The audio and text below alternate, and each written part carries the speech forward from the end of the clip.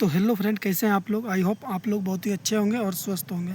तो जैसा कि हम लोग प्लेटफॉर्म का सेट का क्वेश्चन का डिस्कशन कर रहे थे, तो लगभग हम लोग 3 क्लास कर चुके हैं। तो आज पहला ही फर्स्ट सेट ही चल रहा है, एक ही सेट अभी चल रहा है और क्वेश्चन नंबर 86 से आज स्टार्ट होगा। तो चलिए आज का क्वेश्चन डिस्कशन स्टार्ट करने से पहले अगर आप लोग हमारे चैनल पर नए आए हैं तो जल्दी से जाइए, चैनल को सब्सक्राइब कीजिए, बेल आइकन ऑन कीजिए और हमारे साथ जो है कि मिलके बीपीएससी और अदर एग्ज़ाम की तैयारी कीजिए। तो चलिए आज की क्लास को स्टार्ट करते हैं। देखते हैं क्वेश्चन नंबर 86। तो देखते हैं क्वेश्चन नंबर 86 क्या बोल रहा है।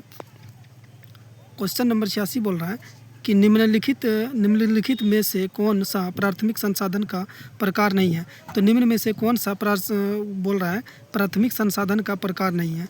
तो प्राथमिक संसाधन का प्रकार नहीं है, इसमें तो हो जाएगा दोस्तों हाइड्रोजन ऊर्जा, यानी कि ऑप्शन सी जो है कि हमारा राइट आंसर हो जाएगा। तो चलिए देखते हैं आंसर को, देखते हैं क्या है आंसर में दिया हुआ। तो 86 नंबर, तो 86 नंबर का ऑप्शन सी दिया गया है हमारे पास हाइड्रोजन ऊर्जा प्राथमिक संसाधन का प्रकार नहीं है। तो चलिए इसका पूरा क्वेश्चन क्या क्या यहाँ से बनने वाला है, क्वेश्चन सबको यहाँ पे आज पढ़ लेते हैं। तो चलिए बोल रहा है कि दूसरा बोल रहा है कि हाइड्रोजन मुख्य रूप से जीवाश्म ईंधन से प्राप्त होता है। हाइड्रोजन ऊर्जा का एक द्वितीयक स्रोत है। उसके बाद कच्चा तेल, कोयला और सूरज की रोशनी ऊर्जा के प्राथमिक स्रोत है। यानी कच्चा तेल, कोयला और सूरज की रोशनी ऊर्जा के प्राथमिक स्रोत है, क्योंकि इन्हें सीधे प्रकृति से प्राप्त किया जा सकता है। नेक्स्ट है हाइड्रोजन ऊर्जा एक द्वितीयक ऊर्जा स्रोत है, क्योंकि इसे प्राथमिक संसाधनों जैसे पानी, प्राकृतिक गैस संशोधित करके प्राप्त किया जाता है। नेक्स्ट है कि हाइड्रोजन को सीधे प्राकृतिक रूप में उपयोग नहीं किया जा सकता। नेक्स्ट है प्राथमिक संसाधन वे प्राकृतिक संसाधन हैं जो बिना किसी संशोधन या प्रक्रिया के सीधे उपयोग किए जा सकते हैं। नेक्स्ट है कच्चा तेल एक प्राथमिक संसाधन है जो प्राकृतिक रूप में भूमि के नीचे पाया जाता है। कच्चा तेल क्या है, प्राथमिक संसाधन है जो भूमि के नीचे पाया जाता है प्राकृतिक रूप से। नेक्स्ट है कोयला भी एक प्रकार का संसाधन है। कोयला भी एक प्राथमिक संसाधन है जो ऊर्जा उत्पादन के लिए सीधे उपयोग में आते हैं। डायरेक्ट कोयला को हम निकालते हैं खदान से, उसके बाद डायरेक्ट चूल्हे में जला के खाना बनाते हैं। सूर्य का प्रकाश भी एक प्राथमिक संसाधन है और सौर ऊर्जा के रूप में इसका उपयोग किया जाता है। तो चलिए ये रहा हमारा इस क्वेश्चन से बनने वाला जितना भी इम्पोर्टेंट सवाल था। तो चलिए नेक्स्ट क्वेश्चन नंबर 87 को देखते हैं। क्वेश्चन नंबर 87 बोल रहा है कि आर्थ्रोपोडा में प्रजनन के बारे में निम्नलिखित में से कौन सा कथन गलत है। तो बोल रहा है कि आर्थ्रोपोडा में प्रजनन के बारे में कौन सा कथन गलत है। तो ऑप्शन है वे द्विलिंगी होते हैं। ऑप्शन बी स्थलीय आर्थ्रोपोडा के मामले में आंतरिक निषेचन होता है। ये ज़्यादातर सजीव जनक जीव होते हैं। तो बोल रहा है कि इनमें से कौन से गलत है। तो ऑप्शन सी गलत लग रहा है हमको। तो चलिए आंसर देख लेते हैं, उसके बाद उसका पूरा डेफिनेशन देख लेते हैं। तो चलिए ऑप्शन नंबर 87 का ऑप्शन सी सही आंसर है। आर्थ्रोपोडा में प्रजनन के बारे में गलत कथन है कि ये ज़्यादातर सजीव जीव होते हैं, जनक जीव होते हैं। नेक्स्ट आर्थ्रोपोडा एक लिंगी प्राणी है। नेक्स्ट अधिकांश स्थलीय आर्थ्रोपोडा में आंतरिक निषेचन होता है, जबकि जलीय आर्थ्रोपोडा में बाह्य निषेचन होता है। इंपॉर्टेंट सवाल है दोस्तों, इसको ध्यान से सुनिएगा। अधिकांश स्थलीय आर्थ्रोपोडा में क्या होता है, आंतरिक निषेचन होता है, जबकि जलीय आर्थ्रोपोडा में बाह्य निषेचन होता है। नेक्स्ट है भ्रूण का विकास प्रत्यक्ष या अप्रत्यक्ष होता है। नेक्स्ट है ये अधिकतर अंडज होते हैं। नेक्स्ट अधिकांश आर्थ्रोपोडा द्विलिंगी होते हैं, अर्थात नर और मादा अलग अलग जीवों में पाए जाते हैं। हालांकि कुछ आर्थ्रोपोडा उभयलिंगी भी होते हैं, जैसे कि बर्नेकल, ये क्या है, उभयलिंगी है। नेक्स्ट स्थलीय आर्थ्रोपोडा में आमतौर पर आंतरिक निषेचन होता है, जहां नर शुक्राणु मादा के शरीर के अंदर अंडे को निषेचित करते हैं। जलीय आर्थ्रोपोडा में आंतरिक या बाह्य निषेचन हो सकता है। नेक्स्ट है आर्थ्रोपोडा अंडज होते हैं, अर्थात वे अंडे देते हैं। नेक्स्ट आर्थ्रोपोडा में प्रत्यक्ष यानी कि डायरेक्ट या अप्रत्यक्ष इनडायरेक्ट विकास हो सकता है। आर्थ्रोपोडा जो है कि प्रत्यक्ष विकास में बच्चे वयस्क के समान दिखता है। प्रत्यक्ष विकास में क्या होता है, बच्चा जो होता है वो वयस्क के समान दिखता है। अप्रत्यक्ष विकास में लार्वा बनता है। अप्रत्यक्ष विकास में क्या बनता है, लार्वा बनता है, जो वयस्क से काफ़ी भिन्न होते हैं और वयस्क बनने के लिए कायांतर से गुजरता है, सिस्टम से यानी कि गुजरता है। तो चलिए नेक्स्ट क्वेश्चन नंबर 88 को देखते हैं। तो क्वेश्चन नंबर 88 दिया गया है कि MSH का क्या कार्य है। तो MSH का क्या कार्य है, तो महिलाओं में दूध का निर्माण, स्तन ग्रंथियों की वृद्धि, रंजकता का विनिमय। तो इसका ऑप्शन जो है कि सी राइट आंसर हो जाएगा, रंजकता का विनिमय। चलिए इससे रिलेटेड बाकी सब सवाल को देख लेते हैं। तो चलिए देखते हैं। MSH का कार्य रंजकता का विनिमय है। ठीक है, MSH या मेलानोसाइट उत्तेजक हार्मोन शरीर में रंजकता को विनिमय करने के लिए जिम्मेदार है। नेक्स्ट है, यह मेलेनिन युक्त कोशिकाओं या मेलानोसाइट्स पर कार्य करके ऐसा करता है। MSH पीनियल ग्रंथि द्वारा स्रावित होता है। इंपॉर्टेंट है यहाँ पे, इंपॉर्टेंट ध्यान से सुनिएगा। MSH क्या है? पीनियल ग्रंथि द्वारा स्रावित होता है। नेक्स्ट इसके आगे देखते हैं।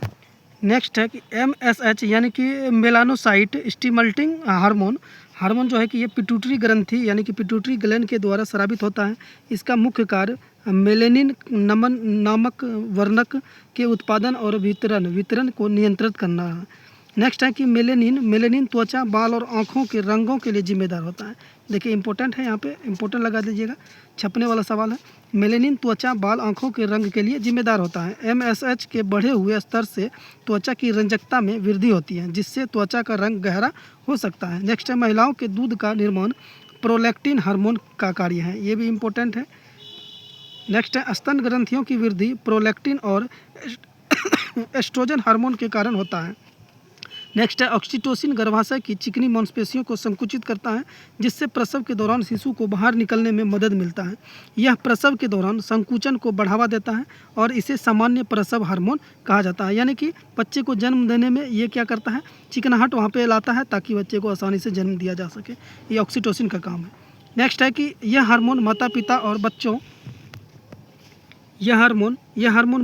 और बच्चों के बीच तथा साथी के बीच भावनात्मक संबंध को मजबूत करता है। इसे सामाजिक बंधन और विश्वास को बढ़ावा देने के लिए भी जाना जाता है। एस्ट्रोजन महिलाओं में मासिक धर्म चक्र यानी कि मेंस्ट्रुएशन साइकिल को नियंत्रित करता है। एस्ट्रोजन गर्भाशय यानी कि फॉलोपियन ट्यूब और योनि के विकास और स्वास्थ्य को बनाए रखने में मदद करता है। यह गर्भाशय की परत को मोटा करता है, जिससे निषेचन के लिए अनुकूल वातावरण बनता है। तो चलिए नेक्स्ट क्वेश्चन देखते हैं, 89 नंबर क्वेश्चन। तो 89 क्वेश्चन बोल रहा है कि हाइपोथैलेमस की हार्मोन स्रावित करने वाली कोशिका को क्या कहा जाता है? तो इसको क्या कहा जाता है? तो इसका राइट आंसर हो जाएगा मस्ट कोशिका, ऑसिटोसिकफर, इनमें से कोई नहीं। इसका ऑप्शन ई जो है कि उपयुक्त में से कोई नहीं, इसका राइट आंसर हो जाएगा। तो चलिए इसका क्या आंसर है और बाकी इससे क्या क्या आंसर बन सकता है क्वेश्चन, उसको देखते हैं।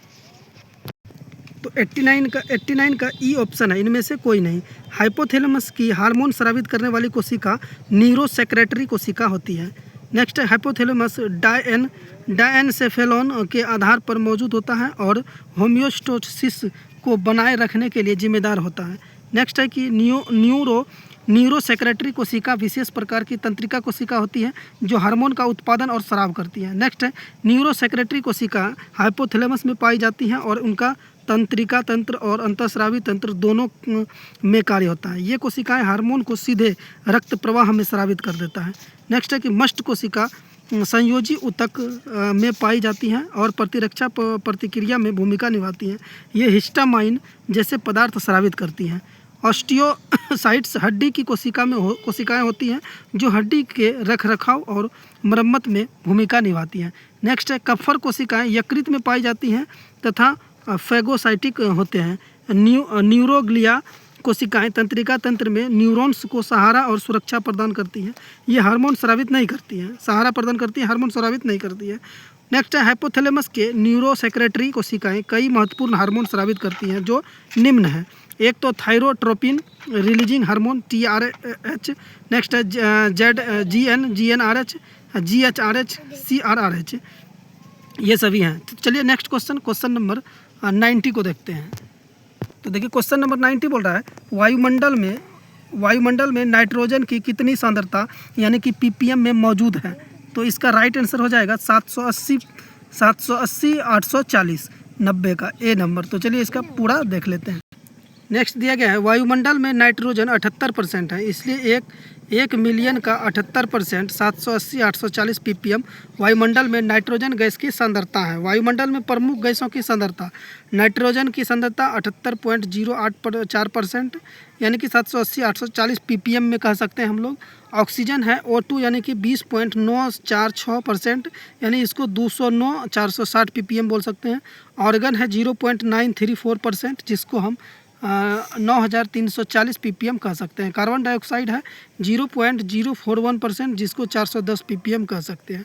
वायुमंडलीय नाइट्रोजन को नाइट्रोजन चक्र के माध्यम से जैविक रूप से उपयोगी अमोनिया और नाइट्रेट में परिवर्तित किया जाता है।